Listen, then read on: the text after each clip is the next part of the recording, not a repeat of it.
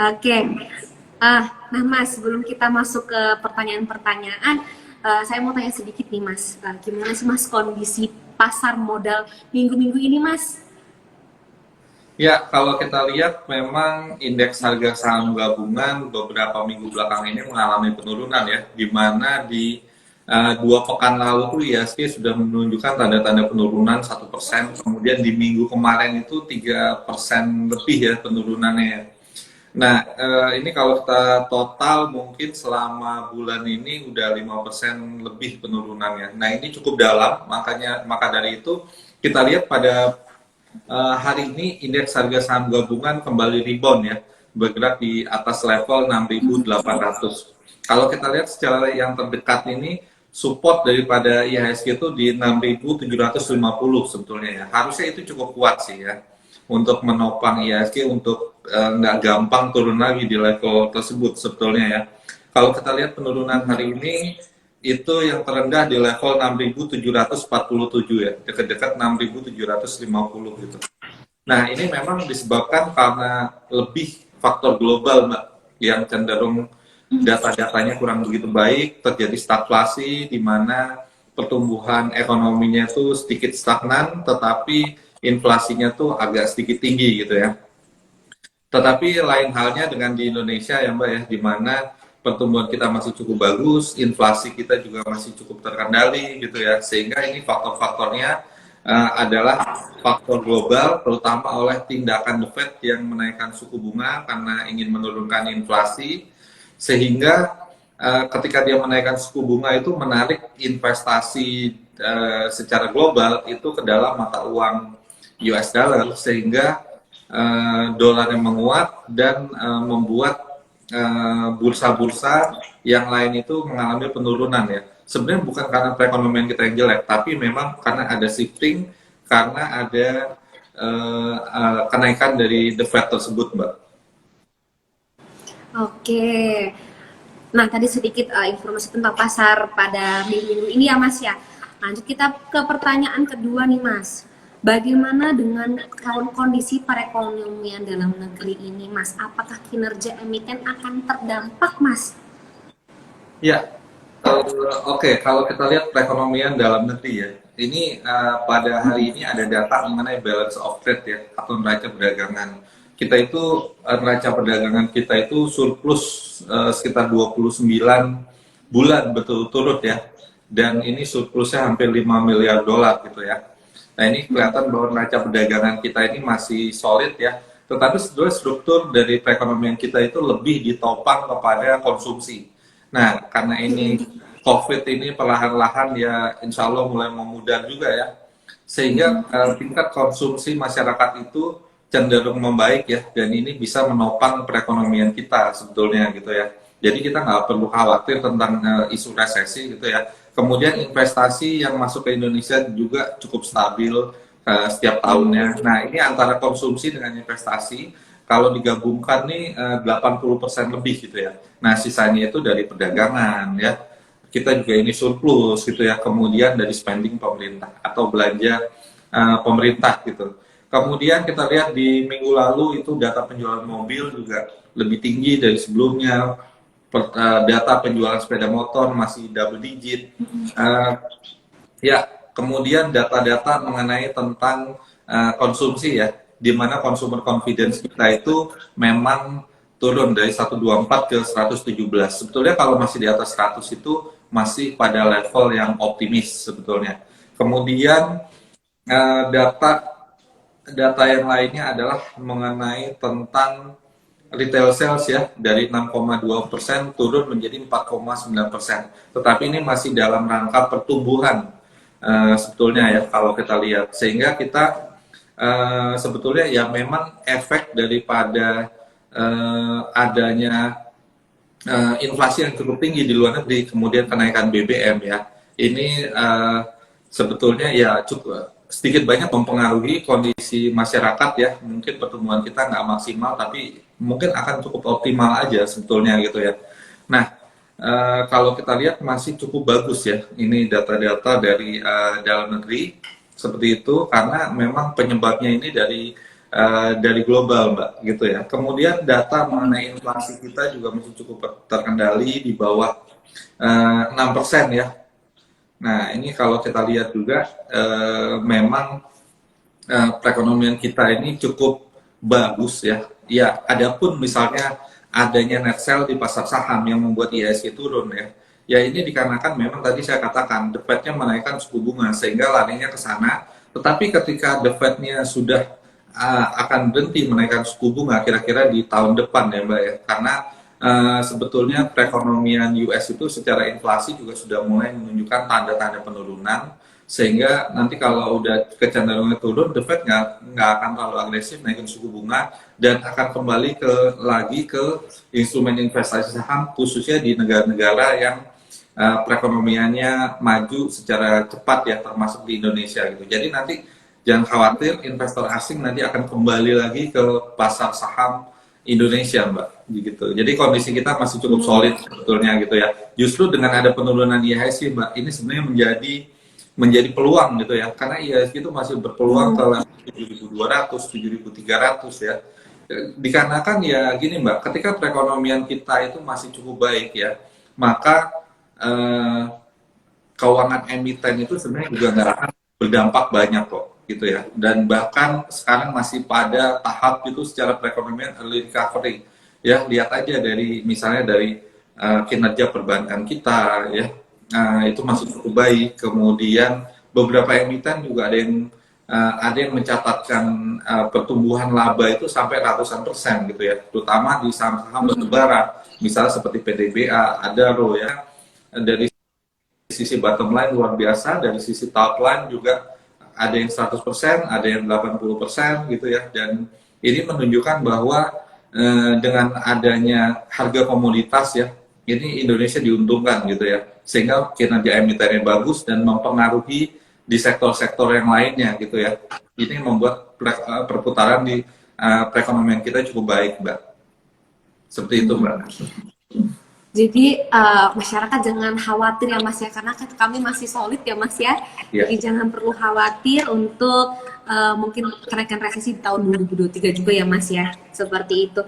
Kita lanjut ke pertanyaan ketiga nih Mas. Ada sebuah fenomena di pasar modal yang berwarna window dressing menurut Mas Yasin, menurut Mas Yasin fenomena apakah ini Mas gitu? Ya, fenomena window dressing itu adalah kenaikan di tiap akhir periode ya. Biasanya tuh tahunan di bulan Desember ya kalau secara tahunan. Tetapi window dressing itu sebetulnya nggak terjadi hanya di akhir tahun aja, ada yang per 3 bulan. Nah, kita kan memasuki bulan ini ya, memasuki bulan Oktober sekarang ya, di kuartal keempat. Di bulan September ya, IHSG itu mengalami kenaikan loh, bahkan sempat ke level 7.300. Nah, ini secara kuartalan sebetulnya juga mengalami window dressing juga sebetulnya secara 3 bulanan atau kuartalan ya. Kalau kita lihat ya, apakah di akhir tahun nanti IHSG akan mengalami window dressing? Saya optimis iya ya, karena kalau kita lihat kebijakan The Fed ya yang menaikkan suku bunga itu hanya sementara, dan view-nya ke depannya itu The Fed akan sangat dovish ya, tidak seperti tahun ini gitu ya, tidak akan cenderung gegabah menaikkan suku bunga gitu ya, mungkin hanya ada kenaikan sekitar 2 kali setahun, itu pun nggak terlalu besar sebanyak 25 basis point gitu ya. View-nya dari mereka sendiri seperti itu ya. Nah ini sebetulnya ada potensi ya IHSG itu akan naik lagi di bulan Desember gitu ya. Apalagi kinerja emiten kita sepanjang tahun ini sangat ciamik gitu ya. Mulai dari perusahaan BUMN, perusahaan besar gitu ya, sampai perusahaan kecil juga mulai membukukan laba bersih juga gitu ya. Nah ini sehingga karena mungkin ada optimisme, mungkin di awal tahun aja ya optimismenya gitu ya. Karena kan ada yang memproyeksikan akan terjadi resesi ya di tahun depan. Tapi itu resesi global ya, bukan resesi Indonesia gitu ya. Mungkin di Indonesia masih akan cukup stabil. Nah tadi saya katakan bahwa sebetulnya kita seharusnya tidak perlu terlalu khawatir terhadap resesi ya, karena perekonomian kita ini cenderung tertutup. Kita ini lebih kebanyakan konsumsi dan hubungan dengan internasional itu di Asia Pasifik. Eropa itu kurang begitu banyak gitu ya. sebetulnya gitu ya. Sehingga kalau Eropa resesi pun dampaknya sebenarnya nggak terlalu besar ke kita. Ya, ini mungkin karena kita mendengar di mana-mana sehingga secara psikologis ya, wah ini akan gelap, kemudian akan akan buruk perekonomian tahun depan. Bahwa sebetulnya Indonesia secara perekonomian itu tidak demikian gitu ya. Bahkan kita cenderung stabil gitu ya, karena didorong tadi fungsi di dalam negeri gitu ya. Mungkin saya lebih khawatir kalau misalnya ada varian virus baru yang menyebar secara cepat dan itu efek kematiannya itu tinggi gitu ya. Mungkin itu akan meluluhlantahkan ekonomi kita. Tapi kalau selain daripada cukup resilient ya, kita di tahun 98 walaupun terjadi krisis gitu ya, sebetulnya kita nggak resesi juga. Kita resesi itu tahun 2002 dan 2008. Dan kemarin ya di tahun lalu terjadi resesi, tapi itu bentar aja kok, cuma 2 kuartal, habis itu bangkit lagi perekonomian kita gitu ya. Nah, kita tidak perlu khawatir sebetulnya, Mbak. Ya. Nah, untuk teman-teman semua jangan khawatir akan resesi di tahun 2023. Karena kan di tahun ini sangat gempar banget nih, banyak yang takut nih Mas kan nanti gimana resesinya, kalau kita dampak resesi gitu kan. Mungkin anak-anak milenial zaman sekarang mikir sudah sangat jauh tentang resesi, padahal perekonomian kita sedang stabil ya Mas ya. Begitu. Langsung kita lanjut ke pertanyaan selanjutnya nih Mas. Secara historikal window dressing hampir selalu terjadi bahkan selama 20 tahun terakhir. Apakah di tahun 2022 ini ada kemungkinan bisa terjadi, Mas? Ya, kalau saya melihat di bulan September ini kan IHSG kurang begitu baik. Di bulan Oktober ini ya, IHSG sepertinya kurang begitu baik gitu ya. Dan mungkin akan mengalami kenaikan itu di bulan November dan hingga Desember. Sehingga saya optimis bahwa window dressing akan kembali terjadi gitu ya. Biasanya tuh di minggu kedua, ketiga gitu ya. Minggu keempat biasanya perdagangan mulai agak sedikit sepi gitu ya. Nah, saya optimis itu akan terjadi lagi sedikit banyak gitu ya. Nah, kalau kita lihat memang kecenderungannya sih hampir selalu terjadi ya. Cuma ya kita harus pintar-pintar juga memilih sahamnya, misalnya saham chips yang sudah tertinggal jauh, biasanya itu akan rebound gitu ya, supaya kinerja secara tahunannya itu juga cukup baik, Mbak. Ya. Baik teman-teman. Nah langsung Mas ke pertanyaan kelima nih. Sektor apa aja sih Mas yang bisa diperhatikan selama window dressing nanti? Ya, untuk window dressing nanti ya, atau mungkin di akhir tahun ini kita lihat ya, mungkin sektor konsumer ya, yang konsumer yang non cyclical itu bisa diperhatikan. Kita tahu bahwa efek psikologis gitu ya dari ancaman adanya resesi secara global gitu ya, itu kan akan membuat bahwa banyak pertimbangan bahwa banyak bisnis itu akan terganggu kinerjanya. Sebetulnya kalau menurut hemat saya sih nggak terlalu terganggu sebenarnya, sedikit aja terganggunya gitu ya. Dan ini akan membuat pemilihan kepada saham-saham sektor konsumer ya, yang konsumer primer atau non cyclical itu bisa dipilih ya. Misalnya seperti saham-saham poultry, kemudian ada di sana saham-saham perdagangan ya, misalnya seperti MAP dan lain-lain yang daya belinya itu untuk masyarakat menengah atas juga cukup baik ya, bahkan tidak terganggu gitu ya. Nah, itu bisa dipilih gitu ya. Kemudian saya lihat juga sedikit celah mungkin di saham-saham konsumsi. Konsumsi itu biasanya kuartal 4 itu kalau kita lihat cash flow-nya positif. Karena banyak proyek-proyek yang bersifat turnkey ya, itu mulai dibayarkan gitu ya. Sehingga mulai bagus lah laporan keuangannya gitu ya. Mungkin satu emiten ya, yang tadinya itu utangnya cukup besar gitu ya, labanya mungkin cukup tergerus, itu mulai bangkit, itu adalah waskita tuh, bisa diperhatikan gitu ya. Tapi ini disclaimer on ya teman-teman ya, teman-teman harus menganalisis lagi gitu ya.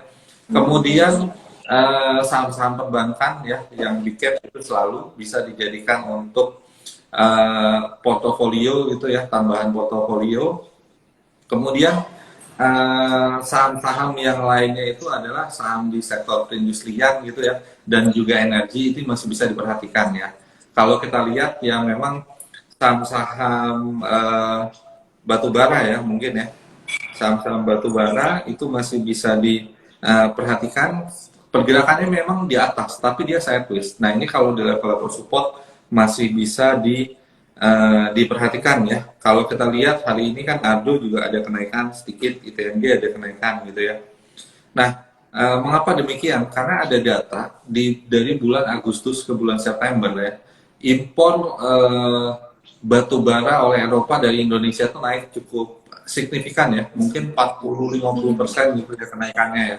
Nah, ini bisa akan mempertebal ya kantong-kantong daripada emiten batu bara di dalam negeri gitu ya. Kemudian kalau kita lihat juga harga komoditas itu juga masih tinggi ya, itu bisa diperhatikan juga. Kemudian sektor industri ya, industri ini sebenarnya pertambangan, tapi pertambangannya lebih ke mineral ya. Sahamnya di dalamnya itu ada Inco, ada Antam, kemudian ada Tins, kemudian ada alat berat yang mendukung pertambangan ya, baik itu oil and gas maupun mineral tadi ya gitu ya, yaitu adalah alat berat gitu ya, alat berat seperti UNTR, Hexa ada di sana juga gitu ya, dan juga mungkin beberapa saham-saham yang lainnya di sektor industri itu bisa diperhatikan segitu sebetulnya gitu ya. Nah mungkin di dalam 1 hingga 2 bulan ini juga saham-saham energi tersebut itu akan membagikan dividen ya, seperti misalnya Adaro, ITBA, ITNG ya. Nah ini biasanya sahamnya nggak mudah redup ya, karena biasanya dekat-dekat cum date dividen itu harga sahamnya justru bisa bergerak naik sebetulnya gitu ya.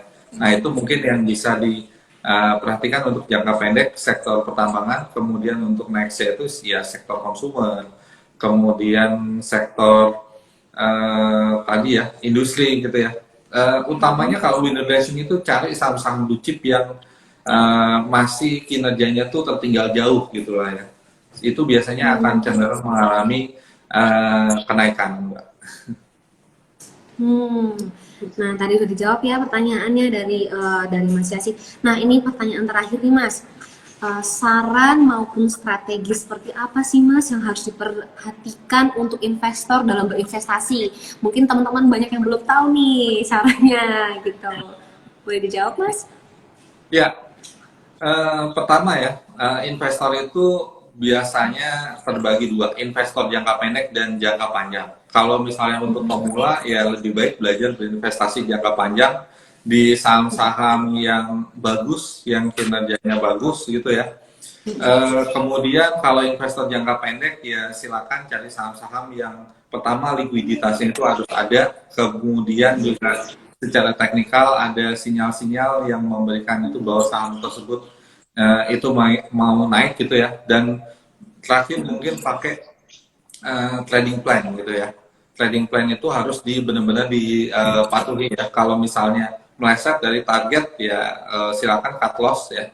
Tetapi kalau naik juga jangan terlalu greedy, karena ini kan jangka pendek biasanya ya. Kalau kita tradingkan gitu ya. Nah sebenarnya di saham ini ada 3 hal ya yang perlu diperhatikan ya, metodenya gitu ya. 3 hal yang perlu diperhatikan. Pertama adalah main ya, main. Yang kedua adalah metode, yang ketiga adalah uang atau money gitu ya, 3M ya. Nah soal main ini adalah kita mencari saham-saham yang bagus gitu ya. Nah saham-saham yang bagus itu kalau misalnya kita pengennya itu adalah ada kenaikan dari sisi harganya, maka kita cari saham-saham growth stock ya. Sekarang ini ada beberapa yang cukup bagus ya. Misalnya itu adalah BBCA yang cukup stabil, kemudian ada BBRI, ada Alfamart, ada MIDI, ya kan, saudaranya. Kemudian satu lagi itu Telkom juga masih bisa dilihat sebetulnya gitu ya. Kemudian kalau misalnya kita pengen yang stabil, harusnya kita lebih kepada dividen ya. Nah, dividen ini biasanya ada di saham-saham batu bara yang cukup tinggi. Kemudian dividen yang lainnya cukup tinggi itu ada di finance tapi yang otomotif ya, seperti MPMX dan juga Adira ya, itu biasanya membagikan dividen double digit juga, itu bisa diperhatikan gitu ya. Nah Eh, itu terkait dengan main ya. Kemudian metode. Nah, metode ini ada yang lamsam, ada yang dollar cost averaging. Nah, sebaiknya dalam berinvestasi saham ini dicicil ya Mbak ya. Dicicil setiap ada gajian atau pendapatan dari bisnis atau dari orang tua gitu ya. Ini sebisa mungkin disisihkan, beli saham-saham yang growth stock atau dividend stock gitu ya.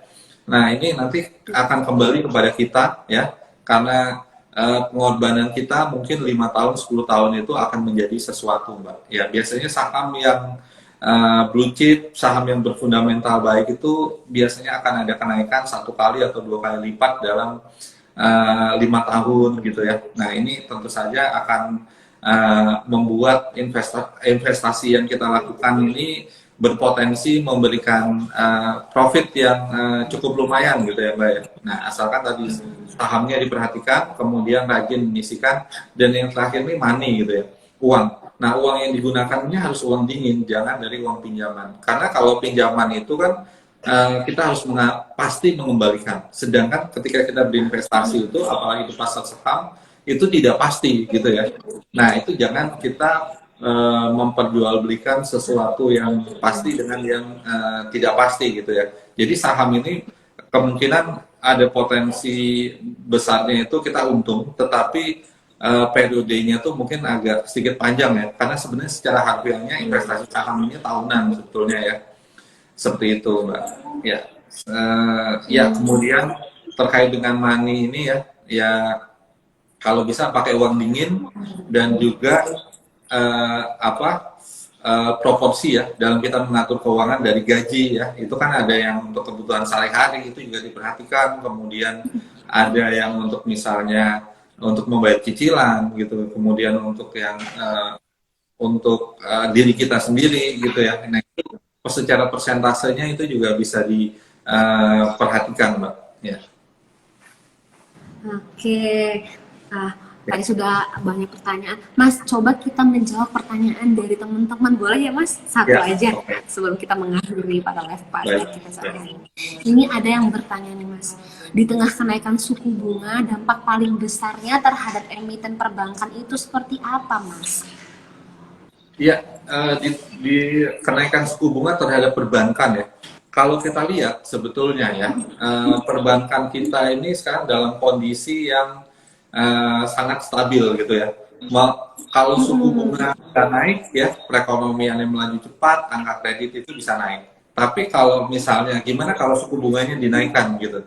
Nah, sebetulnya itu juga menguntungkan bank, karena kenapa, banyak dana-dana murah di bank dari mulai tabungan, deposito dan lain-lain ya.